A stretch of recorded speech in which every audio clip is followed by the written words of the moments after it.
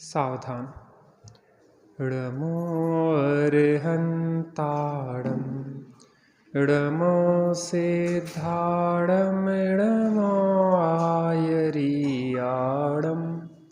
णमो अच्छायाणं णमो लोये सवसाहूणम्।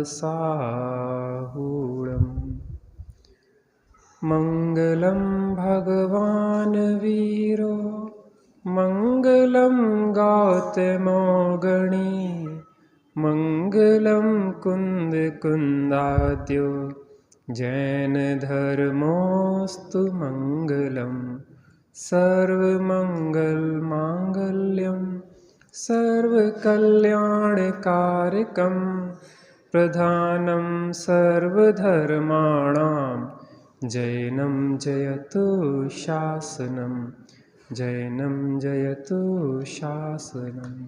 णमयूणजिणं वीरम् अनन्तवर्णानदंसनसहावं बोच्छामिणियं सारं केवलीसुधकेवलीवडिदम्।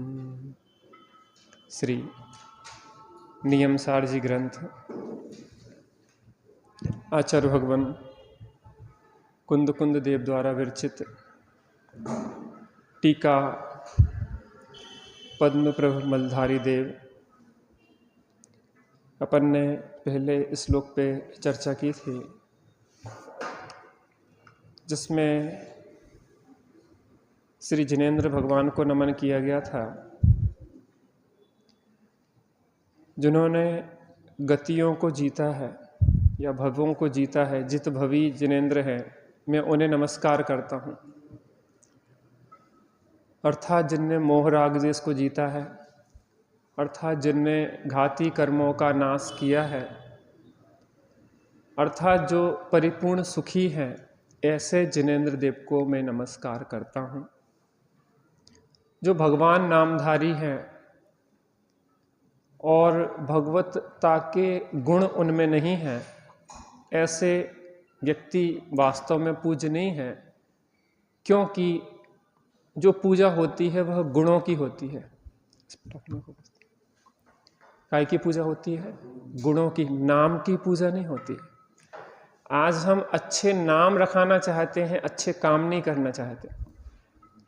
अच्छे नाम रखने से पूज्यता नहीं होती, यह हमें समझना चाहिए। जो अच्छे काम करता है उसका नाम भी पूज्य हो जाता है। इसलिए हमें गुणों की विशेषता प्रकट करने का भाव रखना चाहिए।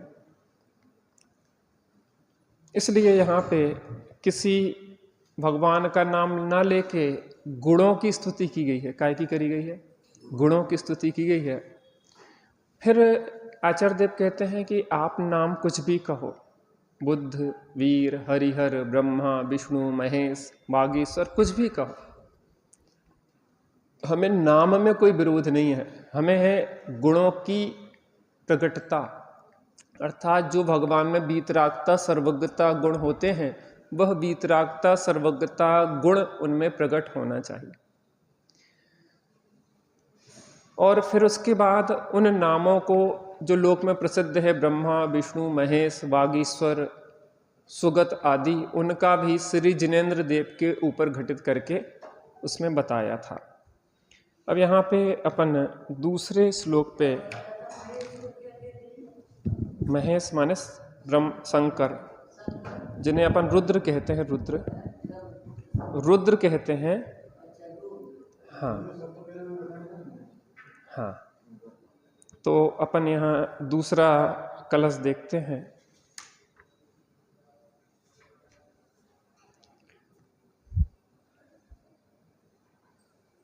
अब यहाँ पे भगवान के मुख कमल से निकली हुई जो स्यादवाद में वाणी है, उसको वंदना इस दूसरे श्लोक में करते हैं। पहले इसका वाचन करते हैं, फिर चर्चा पर प्रारंभ करेंगे।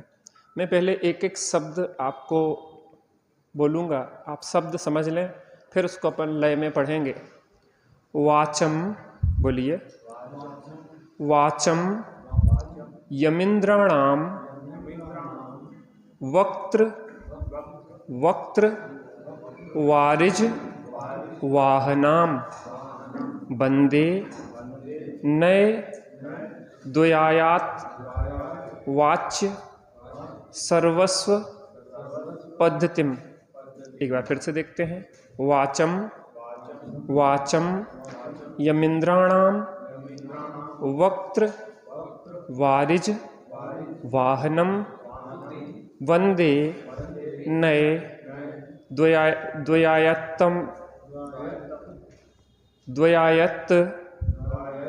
वाच्य सर्वस्व पद्धति। वाचम वाचयमिंद्राणाम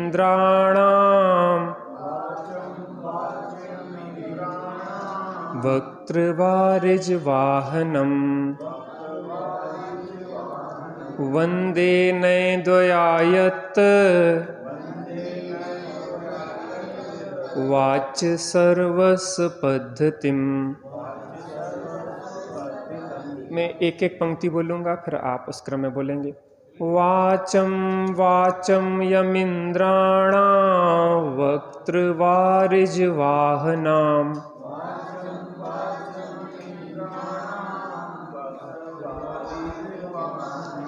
वंदे नए द्वयायत्त वाच्य सर्वस्व पद्धतिम।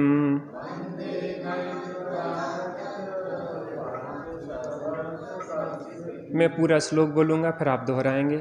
वाचम वाचम यमिंद्राणाम वक्त्रवारिज वाहनाम वंदे नए द्वयायत्त वाच्य सर्वस्व पद्धतिम।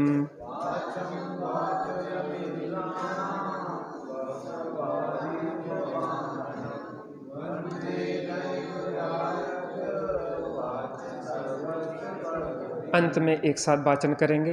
वाचम वाचम यमिंद्राणाम वक्त्रवारिज वाहनाम वंदे नए द्वयायत्त वाच्य सर्वस्व पद्धति। बहुत सुंदर।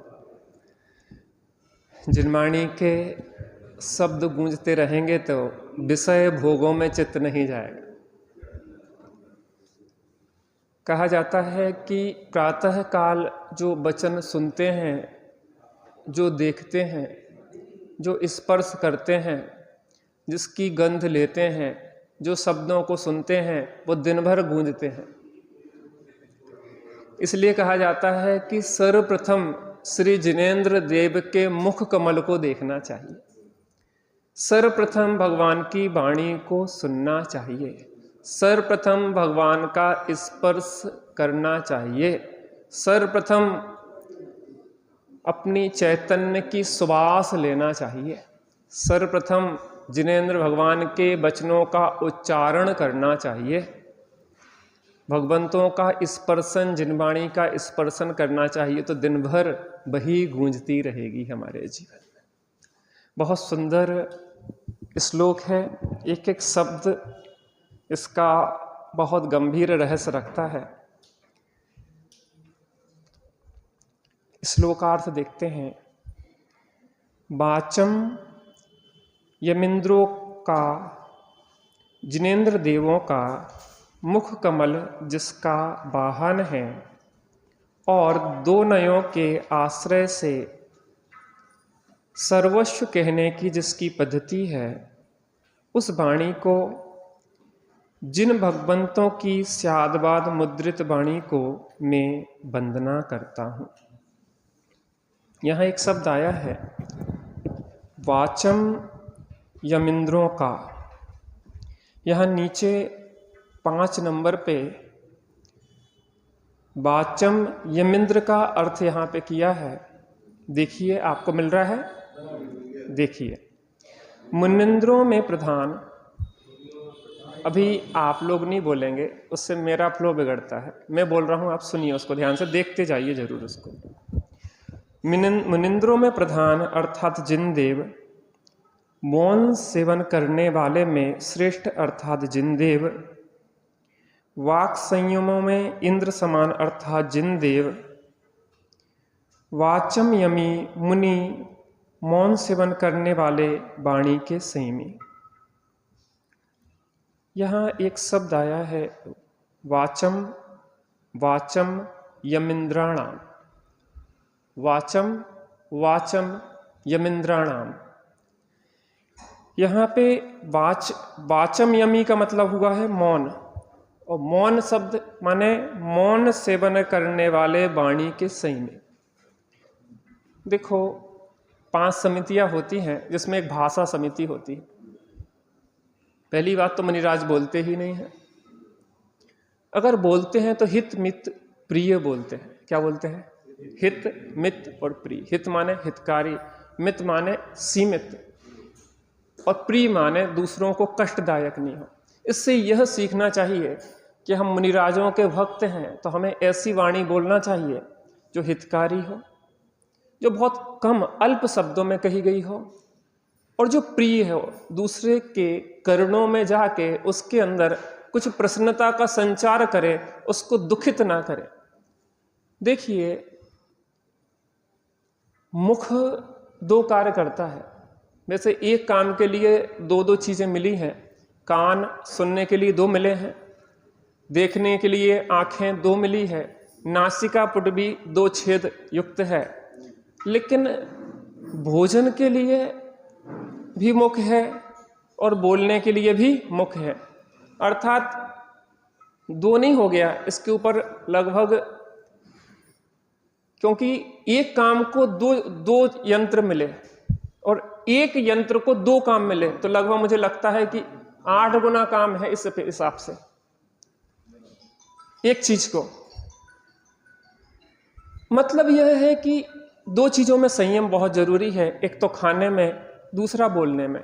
इसलिए हमें मुख 1 है और काम 2 है। इससे बहुत संयम की जरूरत है। बात कहना पड़ती है लोगों से, अपने विचार भी अभिव्यक्त करना पड़ते हैं। सामने वाले को जो पसंद नहीं है वो बात भी कहना पड़ती है। देखो हमारी जो अनादि काल की कुसंस्कार चले आ रहे हैं, हम क्या करते हैं, उन्हीं कुसंस्कारों को पोषित करते हैं और उन्हीं जैसे लोगों की संगति करते हैं। ध्यान से सुनना इस बात को, बात समझ में आती ना? मांसाहारी व्यक्ति संगति भी मांसाहारी की करेगा और उसी हिसाब की बातें भी करेगा, उसी हिसाब के एटमॉस्फेयर में रहेगा। तो वो कहता है कि ये बात तो हमारी सही है, क्योंकि हमारे साथ इतना बड़ा जनसमूह है।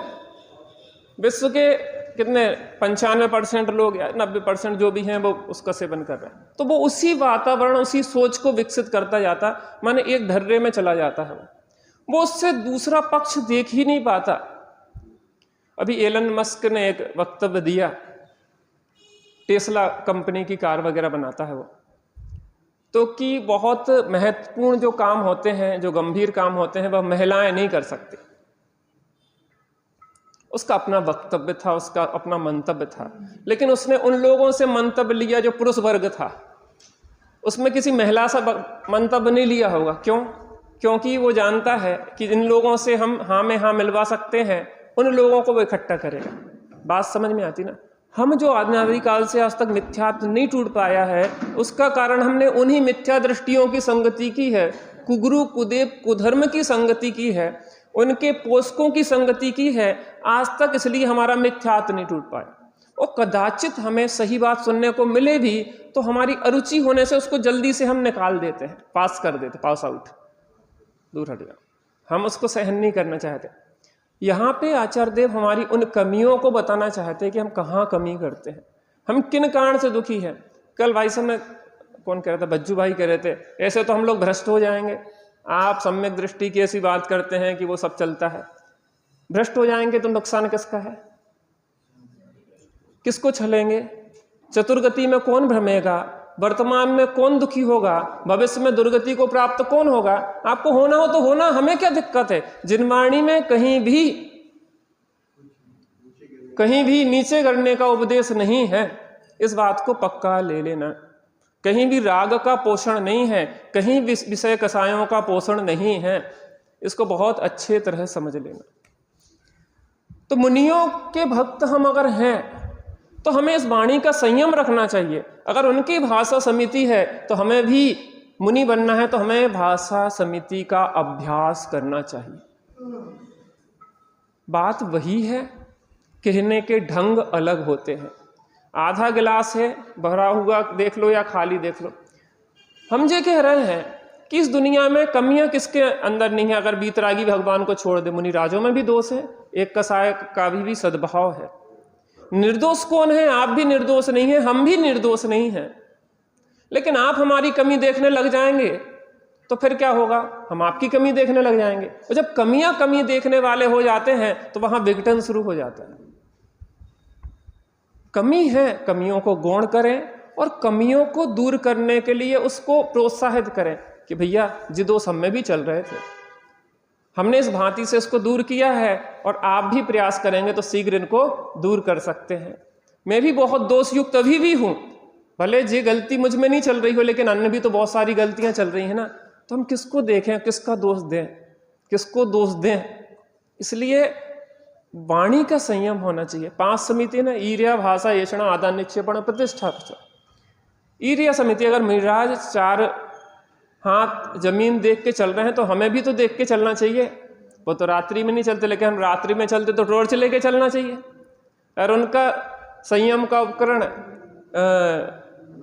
पिच्छी है, परिमाण, तो हम टॉर्च लेके चलें। देखें रात में बरसात का समय है भैया, बिना देखे कितने जीवों का घात हो जाता है। ईर्या समिति का अभ्यास, मुनि बनना है ना तो हम भी तो अभ्यास कर सकते ना। अभ्यास में कोई बुराई है क्या? भाषा समिति की चर्चा अपन कर चुके। ईर्या, भाषा और ऐषणा, भोजन भी मौन पूर्वक करें, कुछ नियम आखड़ी वगैरह लेके करें। ये सब चीजों का हमें पालन करना चाहिए। ईर्या, भाषा, ऐषणा, आदान निक्षेपण। कोई सामान उठाते हैं, धरते हैं, देख लो भैया कोई जीव तो नहीं है। ठंडियों का मौसम होता, बरसात का मौसम होता, जीव नीचे कहीं खोजते हैं जगह, चटाई के नीचे घुस जाएंगे, आपके बिस्तर के नीचे घुस जाएंगे, कहीं भी चले जाएंगे। अपन जाके बैठ गए, अपन ने ध्यान नहीं दिया तो उससे क्या होता है? जीवों का घात हो जाता। कोई चीज उठाओ और धरो तो उसमें क्या करना चाहिए? सावधानी रखना चाहिए। आदान निक्षेप, प्रतिष्ठापन, मलमूत्र विसर्जन करते हुए जब आप शौच आदि को जाते हैं या लघु शंका को जाते हैं तो वहां देख लो जीव जंतु तो नहीं है, घात हो जाएगा, नहीं तो कितना दोष लगता है। यहां पे कह रहे हैं कि मुनि होते हैं मौन। मुनि बोलते ही नहीं है, इसका मतलब मौन सदा रहते क्या? हमने तो बोलते हुए देखा है। वो बोलते दिखते हुए भी बोलते नहीं है, क्योंकि उनकी श्रद्धा है कि गुप्त रह के अपनी साधना करना है, हमें बोलना ही नहीं पड़े। उनके ज्ञान में यही वर्तता है कि बोले बिना ही काम चले तो बहुत अच्छा है। और जितनी कसायों का अभाव है उस संबंधी तो उनका सतत मौन चल ही रहा है। बोलते हुए भी नहीं बोलते, कुछ लोग नहीं बोलते हुए भी बोलते रहते हैं। और कुछ लोग नहीं, अधिकतर आप अंदर में अगर टटोलेंगे तो आप देखेंगे कि हम दिन भर कितना बोलते हैं, शब्दों से नहीं, अंदर में। एक बहिर्जल्प होता है, एक अंतर्जल्प होता है। बहिर्जल्प हम बहुत सीमित कर पाते हैं, लेकिन अंतर्जल्प कितना चलता है। किसी ने एक सेंटेंस कहा हमारे लिए, तुम पागल हो, और उसके लिए पूरी की पूरी किताब लिख देते हैं अंदर अंदर की इन्हें क्या समझ रखा है, और खुद पागल होंगे, और जे जे जे जे जे कितना अंतर्जल्प करता चलता रहता है। तो मौन, वचन से भी मौन, मन से भी मौन, और चेतन से भी मौन, और काया से भी मौन, और वातावरण में भी मौन। पता, आपके घर का जो वातावरण है, मंदिर का वातावरण है, समाज का वातावरण है, ऐसा रखना चाहिए जिसमें कि अधिकतम मौन के लिए वातावरण बने। शादी आप कर रहे हैं लेकिन पूरे गांव को जगा देंगे क्या डीजे से? अस्पताल में जो लोग भर्ती हैं वो कई लोग तो अटैक आ जाता है आपके तेज शोरगुल से, कितने लोग मर जाते हैं, कितने पक्षी रात में कितने प्रताड़ित हो जाते हैं। आपको चाहिए कि जितनी जरूरत है, हमें इस प्रांगण में चर्चा करना तो हमें इतना माइक सिस्टम रखना चाहिए कि हमारे इतने होल तक हमारी बात पहुंचे। बस इतना ध्यान रखें कि अंतिम व्यक्ति तक हमारी बात पहुंचने में दिक्कत नहीं हो, बल्कि बाहर ना जा पाए। जी हमारी जिम्मेदारी है, एक धर्मात्मा की जिम्मेदारी है, धर्मात्मा बनने के लिए जिम्मेदारी है। मौन की चर्चा हो रही, हम अपने वातावरण को ऐसा मौन बनाएं, कोई बैठा सामयिक कर रहा है, कोई ध्यान लगा रहा है, कोई पूजन कर रहा है, आपकी एक बात उसकी सामयिक को भंग कर सकती है। तो वातावरण को भी मौन युक्त बनाएं, शरीर की चेष्टा को भी मौन युक्त बनाएं। जितनी जरूरत है उतनी शरीर की चेष्टा करें, अनावश्यक शरीर को हलन चलन ना करें। बैठे बैठे ही टांग हिला रहे हैं, टांग हिलाने की जरूरत क्या है? लेकिन व्यर्थ में आदत पड़ी है, क्योंकि अंदर में मन हिल रहा है, मन हिल रहा है तो तन भी हिल रहा है। बैठे बैठे लोग चटाइयों को फाड़ने लग जाते हैं। जी, चित्त की चंचलता का निशानी है, वो शांति से बैठ ही नहीं सकते, वो कुछ ना कुछ खटर पटर करते रहेंगे।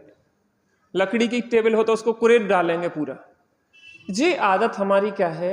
हमारे अंदर मौन नहीं है, इसलिए बाहर की शरीर की। तो शरीर से भी सहज रहने का अभ्यास करें, एक आसन में बैठने का अभ्यास करें। तकलीफ है तो कुर्सी पे बैठ जाएं, लेकिन सही से बैठे, हिलना डुलना नहीं। जनवाणी में तो विशेष रूप से बहुत विनय रखना चाहिए। तो शरीर से भी मौन हो, वचन से भी मौन हो। मौन माने जितनी जरूरत है उतना बोल दिया, उसके बाद शांत हो गए, ये मौन ही है आपका।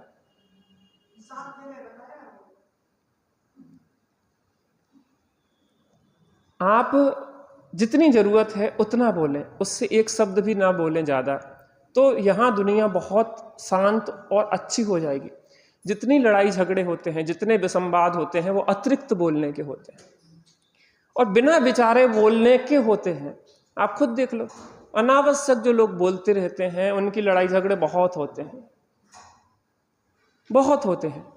तो वाणी में बहुत संयम होना चाहिए कि जितनी जरूरत हो उतना बोलो, और जब जरूरत हो उतना बोलो, जहां जरूरत हो वहां बोलो, और बोलो तो तोलो फिर बोलो। अगर तोल के बोलने लग जाए तो भाई साहब इतना समाज अच्छा होगा।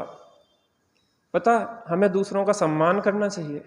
हमारे शब्द दूसरे व्यक्ति के अंदर अमृत भी घोल सकते हैं, दूसरे व्यक्ति के अंदर विष भी घोल सकते हैं। वचनों की बहुत कीमत होती है, इसको बर्बाद नहीं करना चाहिए। मन का मौन, मन में मिथ्यात्व कसायों के कारण मन निरंतर चंचल बना रहता है। क्यों? क्योंकि वो विषयों की ओर भागता रहता है। तो विषयों की ओर भागते हुए मन को शांत रखना है। मन एक बच्चे की तरह होता है। हम एक शब्द पे चर्चा कर रहे हैं, वाचम वाचम यमिंद्राणाम। इस शब्द की व्याख्या चल रही है, टीका चल रही है। वाचम वाचम यमिंद्राणाम, वाच के यमी है, वचनों के नियमी है। वचनों से जो मौन धारण करते हैं वो मुनियों के भी जो इंद्र हैं, वो जिनेंद्र परमात्मा। तो वो मुनि, मौन की व्याख्या हो रही कि मौन माने क्या होता है, मुनियों का मौन कैसा होता है, और हमें अपने जीवन में मौन कैसे लाना चाहिए। मन में अंतर्जल्प जो चलता रहता है, सबसे ज्यादा परेशान वो करता है। कितनी कितनी बातें करते रहते हैं, कितनी बातें करते रहते हैं कि मन एक क्षण को शांति नहीं होता। और आजकल फेसबुक, ट्विटर और इंस्टाग्राम और जितनी सबके ज़माने में यूट्यूब के मन को चंचल कर रहे हैं। टोडरमल जी साहब का एक वाक्य है, चंचल चित्त ही सर्व दुखों का मूल है। आप काम भी करते जा रहे हैं, आप मोबाइल भी देखते जा रहे हैं, आपका मन बढ़ता चला जा रहा है। काम करने में बुराई नहीं है, काम करो, एकाग्रता से करो, मौन से करो, शांतता से करो। आपको कहीं आकुलता नहीं होगी, कहीं थकान नहीं होगी, वो काम ही आपकी पूजा हो जाएगा। विनोबा भावे एक शब्द कहते थे कि पवित्र कार्य को पूजा कहते हैं, पवित्र कार्य को पूजा कहते हैं। हर कार्य को इतनी पवित्रता से करो कि वह पूजा हो जाए। क्या रोटी बनाना पूजा नहीं हो सकता? क्या उस समय भेद विज्ञान नहीं कर सकते कि भाई रोटी नहीं बनाती, रोटी बनाते समय यह भेद विज्ञान नहीं चल सकता? जो कर्तृत्व के बोझ से दबे हुए हैं कि हम बनाने वाले हैं रोटी, तो हमेशा रोटी एक सी क्यों नहीं बनती? जब रोटी सही नहीं बनती तो आटा खराब है, तो आटा अच्छा था इसलिए रोटी अच्छी बनी। आप सोचो, तो जब रोटी अच्छी बनी तब जो सोचना चाहिए कि आटा अच्छा था, आटा ने रोटी बनाई कि हमने बनाई। उस समय भी भेद विज्ञान चल रहा है, तो आपका मौन चल रहा है, आपका चित्त शांत हो जाएगा। पता, आत्मानुभूति एक खेल है। जिसको होने लग जाती है वो हर काम करते करते, रोटी बनाते बनाते मन शांत हुआ, एक डुबकी लगाई और फिर रोटी शुरू। इतना सा खेल है। आप उपयोग यहाँ पे बैठे हैं, घर चला जाता कि नहीं चला जाता?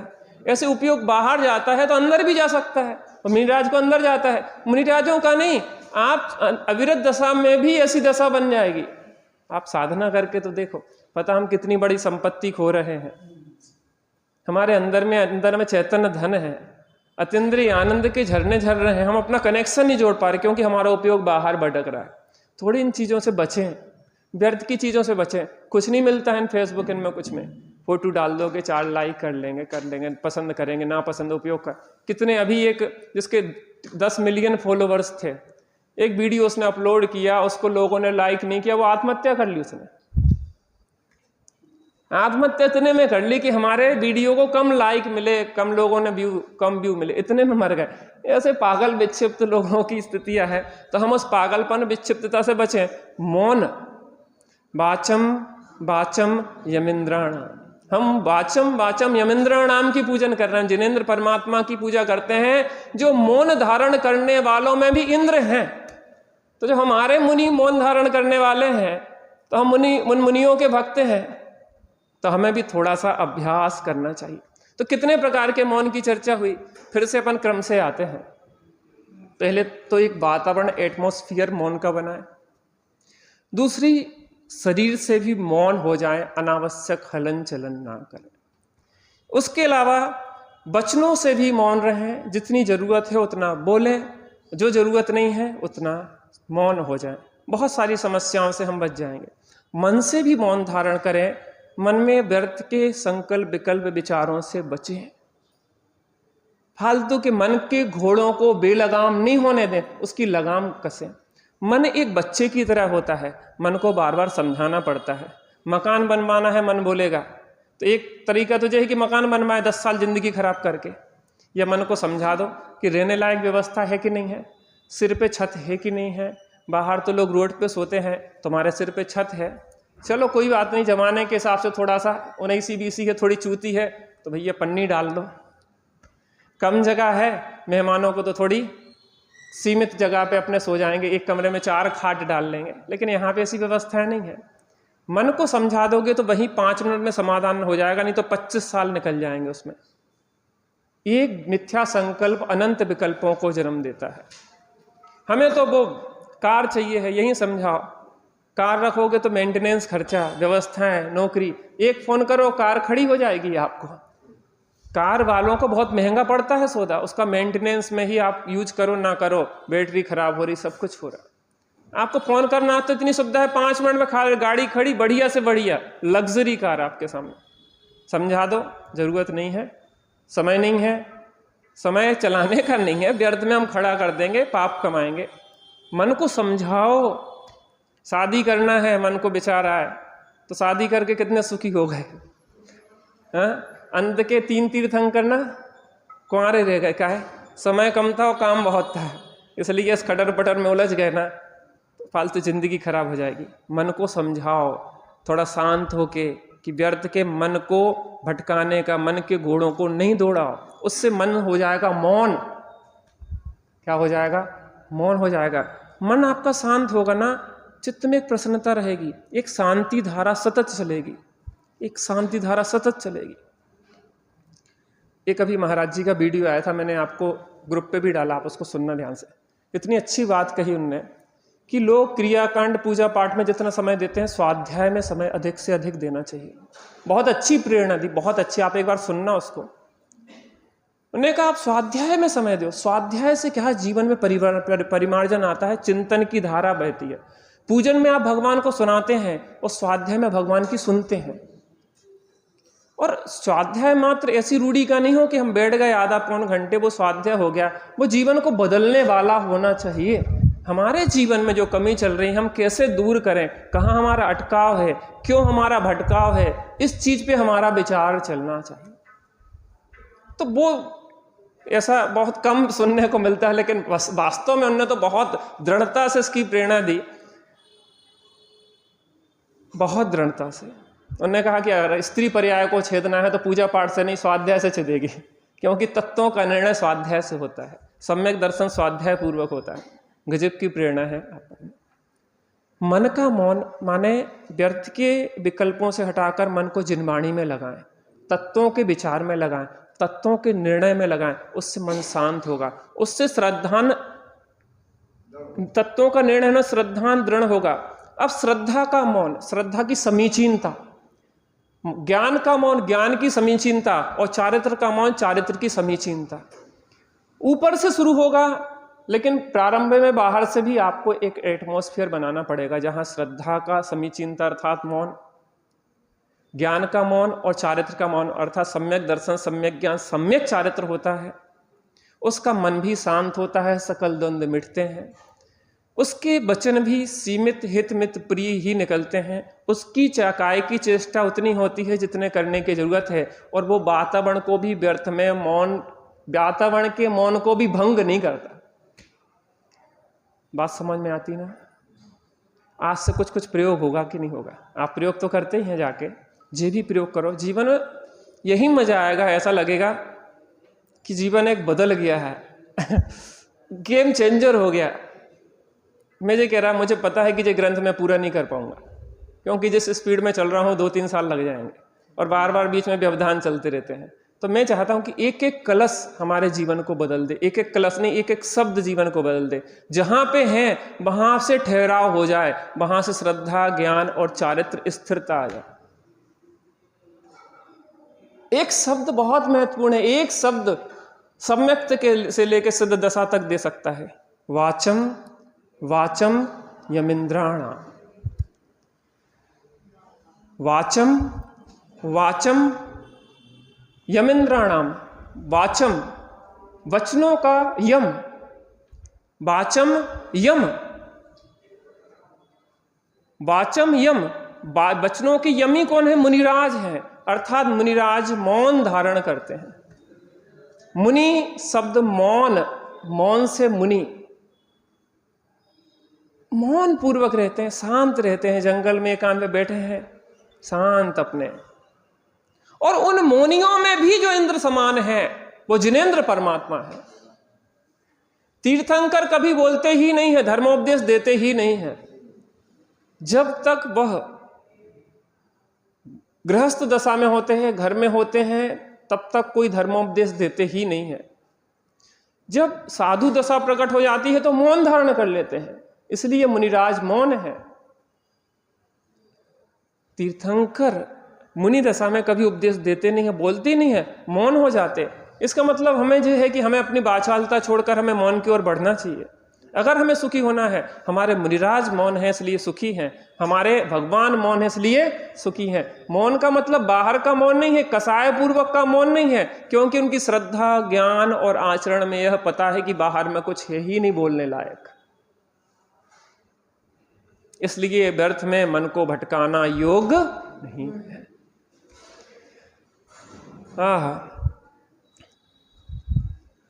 वाचम यमिंद्रों का, जिनेंद्र देव का मुख कमल जिसका वाहन है। दिव्य ध्वनि जो खिरती है, कहा जाता है कि भगवान के सर्वांग से खिरती है, लेकिन लोक में प्रचलन चूंकि मुख से बोलने का होता है, हम और आप मुख से बोलते हैं, तो लोक प्रचलन में यह आता है कि भगवान के मुख से वह दिव्य ध्वनि खिरी। दूसरा मत भी है कि वह सर्वांग की जगह वह मुख से भी खिरती है, और कहीं कहीं आता है कि वो सर्वांग से खिरती है। हमें इसमें कोई विरोध नहीं है, हमें ये पता होना चाहिए कि खिरती है, चाहे वो मुख से खिरती हो, चाहे सर्वांग से खिरती हो, और वह जिनवाणी हमारे कल्याण में, हमारा कल्याण करने वाली है, इतना पक्का है। तो जो जिनवाणी है आपके मुख से, मुख कमल, मुख को क्या है? कमल की संज्ञा दी है। काय की संज्ञा दी है? मुख कमल। कमल जो होते हैं, कमल एक सुगंधित पुष्प है, और कमल के पुष्प बिखरते हैं, बिखरते हैं ना, तो बिखरते हैं तो जिनके पास जाते हैं वो सुगंधी फैलाते हैं। ऐसे ही आपके जो दिव्य ध्वनि खिड़ती है वो जहाँ जहाँ जाती है लोगों को शांति, मौन और आनंदित होने में वह निमित्त होती है। वो मुख कमल, तो मुख कमल जिसका वाहन है, मुख कमल वाहन, वाहन से क्या है, आप सवारी करते हैं तो वाहन में बैठ के करते हैं, तो कहीं से कहीं जाना है तो एक वाहन चाहिए। तो वो जो जिनवाणी है अंदर में आपके, वो निकलेगी ना, वो निकलेगी तो वो कोई ना कोई वाहन से निकलेगी। तो वो जो वाहन है आपकी दिव्य ध्वनि का खिलने का, वो मुख रूपी कमल है। कौन है वाहन उस दिव्य ध्वनि के खिलने का? मुख रूपी कमल है। और दो नयों के आश्रय से सर्वस्व कहने की जिसकी पद्धति है, निश्चय नय, व्यवहार नय, द्रव्यार्थिक नय, पर्यायार्थिक आदि नयों की जो चर्चा है, दो नय कैसे, स्यादवाद शैली है ना, स्यादवाद जो शैली है वस्तु अनेकांतात्मक है, अनेक विशेषताओं को रखने वाली है। उस अनेक विशेषताओं को रखने वाली उस वस्तु का निरूपण स्यादवाद शैली में किया जाता है। स्याद माने किसी अपेक्षा से, वाद माने होता है कथन। जो भी कथन किया जाएगा वह स्यादवाद कथन शैली से कहा जाएगा। अब वस्तु अनेक विशेषताओं वाली है, द्रव्यार्थिक नय और पर्यायार्थिक नय। अपने प्रवचन सार जी की 114वीं गाथा के आधार पर कई बार चर्चा की है कि दो चक्षु है ना, एक द्रव्यार्थिक चक्षु है, एक पर्यायार्थिक चक्षु है। जब द्रव्यार्थिक चक्षु की चर्चा चलती है तो पर्यायार्थिक चक्षु को बंद कर देते हैं। हम जब पर्यायार्थिक चक्षु से देखेंगे तो हम क्या हैं? मनुष्य हैं। हम क्या हैं? स्त्री हैं। स्त्री, पुरुष, नपुंसक, मनुष्य, त्रियंच, देव और नारकी। जो पर्यायार्थिक चक्षु से, पर्यायार्थिक चक्षु का विषय पर्याय है। देखो, कैमरे दो प्रकार के होते हैं, अनेक प्रकार के होते हैं। एक तो बाहर की फोटो लेते हैं, एक अंदर की फोटो लेते हैं। आपको शादी के लिए एल्बम बनवाना हो तो कौन सा? एक्सरे वाला फोटोग्राफर बुलाएंगे ना, एक्सरे मशीन लेके आ जाएगा, वो बाहर वाली आपकी चमड़ी की फोटो लेगा, और जब हड्डी टूट जाए तो एक्सरे वाली। ऐसे जब पर्यायार्थिक चक्षु है तो वो पर्याय, संयोग आदि के अपेक्षा कथन करता है, और द्रव्यार्थिक चक्षु क्या करता है? द्रव्य स्वभाव की तरफ से बात करता है। तो वो पर्यायार्थिक चक्षु की चर्चा कर रहे हैं तो द्रव्यार्थिक चक्षु भी बंद है, गौण है, ठीक है ना। जब द्रव्यार्थिक चक्षु की मुख्यता से चर्चा करेंगे तो पर्यायार्थिक चक्षु गौण है। एक साथ भी देखा जा सकता है। अभी तो एक एक आंख खोल के बंद करके देख रहे थे, अब हम दोनों आंखें खोल के जब देखने लग जाते तो उभय चक्षु कहलाता है, वो प्रमाण का विषय कहलाता है। एक निश्चय का विषय, एक व्यवहार का विषय, एक प्रमाण का। द्रव्यार्थिक चक्षु, पर्यायार्थिक चक्षु और उभय चक्षु। उभय चक्षु माने प्रमाण से, प्रमाण से देखते हैं तो दोनों वस्तु द्रव्य पर्यायात्मक, नित्यानित्यात्मक, एकाएक आत्मक, अनंत परस्पर युगल धर्मों का समूह है ना वस्तु, तो वो दोनों धर्म दिखते हैं। तो वस्तु जो है उभय नयों में व्याप्त है। तो दो नयों के आश्रय से सर्वस्व कहने के, द्रव्यार्थिक और पर्यायार्थिक, निश्चय, व्यवहार आदि नयों के माध्यम से वस्तु का स्वरूप जिनवाणी के माध्यम से प्रकट होता है। स्यादवाद में जिनवाणी के माध्यम से कहने की जिसकी पद्धति है, उस वाणी को, जिनेंद्र भगवंतों की स्यादवाद मुद्रित वाणी को मैं नमस्कार करता हूं। देखो, पहले जिनेंद्र देव को नमस्कार कर लिया, अब जिनवर कथित उनके मुख से खिरी हुई जिनवाणी को नमस्कार कर लिया। अब आगे गुरुओं को नमस्कार करेंगे। इस पद्धति से पहले देव, शास्त्र और गुरु का स्मरण किया जाता है कोई भी उत्तम कार्य करने के लिए। अभी अपना समय हो गया। देखिए, पाठशाला चालू हो गई है और अर्पित जी से ही बात हुई है, वो भी आ सकते हैं, अनिल जी से भी बात है, आ सकते हैं, मगर आप अपने बच्चों को बस भेजेंगे। अगर नहीं भेजेंगे तो अर्पित जी भी 2-4 दिन आएंगे तो चले जाएंगे। देखिए, आपका दायित्व है कि आप अपने बच्चों को बस भेजें। तो फ्राइडे को, सैटरडे को भी बड़े बच्चों की एक योजना बनाइए कि उनके लिए क्लास एक लगी जाए। बड़े बच्चों को टाइम नहीं देता है तो सैटरडे या फ्राइडे, तो बच्चे जिस दिन आए तो हमें बता दें, उनसे अपन एक स्पेशल बच्चों की क्लास लगाएंगे। और रविवार को हमारे राहुल भैया लेते ही, तो रविवार को भी जिन बच्चों को टाइम हो तो वो भी हम। देखिए, पाठशाला बहुत जरूरी है। आज के इस भौतिकता के युग में हम तो संस्कारित हो रहे हैं, स्वाध्याय चल रहा है, लेकिन बच्चों की पाठशाला अत्यंत अनिवार्य है। और भज्जू भैया का जो अभिप्राय है कि अपने ज़्यादा से ज़्यादा बच्चों को भेजें, जिससे पाठशाला में अपन अच्छे से अच्छे विद्वान का लाभ ले सकें, तो सभी लोग भेजेंगे। चलिए थोड़ा बैठ जाएं।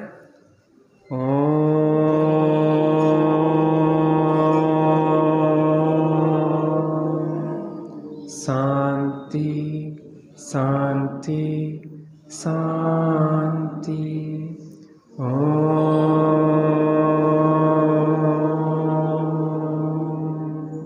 शांति शांति शांति।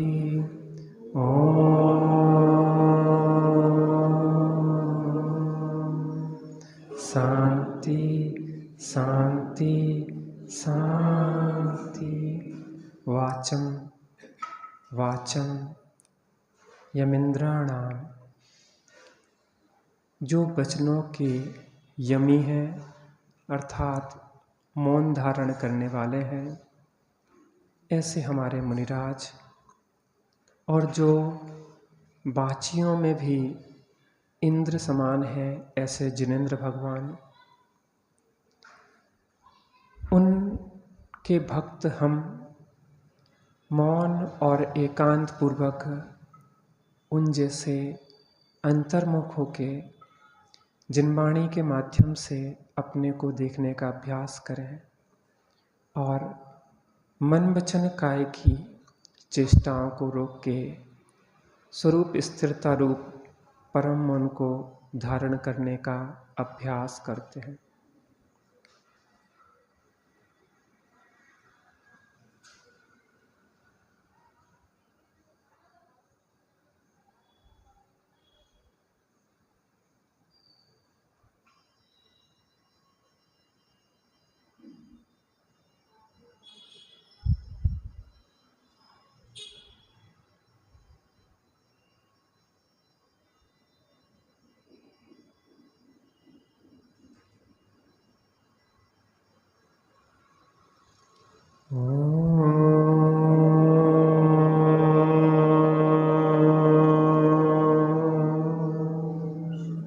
शांति शांति शांति।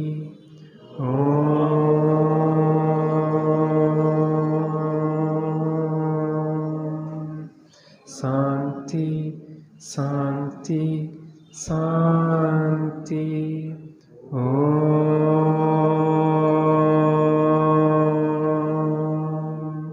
शांति शांति शांति। सहजानंदी शुद्ध स्वरूपी अविनाशी आत्मस्वरूप। सहजानंदी शुद्ध स्वरूपी अविनाशी आत्मस्वरूप। सहजानंदी शुद्ध स्वरूपी। देखिए, एक बात कहना चाहूँगा कि हम सतत नियमसार ग्रंथि चलाएंगे। रविवार को भी नियमसार ही चलेगा। युवा आएंगे, उनके हिसाब से सरल बात कर देंगे, लेकिन हम ग्रंथ को ही कंटिन्यू रखेंगे, उसमें कोई भी व्यवधान नहीं लाएंगे।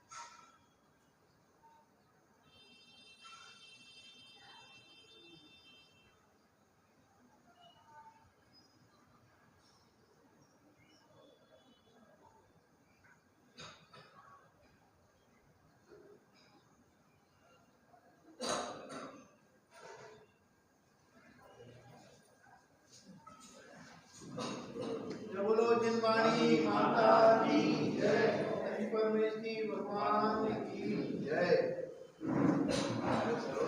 ये मुख्यमंडल की जो कार्यकारिणी की मीटिंग है वो समय से 8:30 बजे दिए वो अवश्य करा।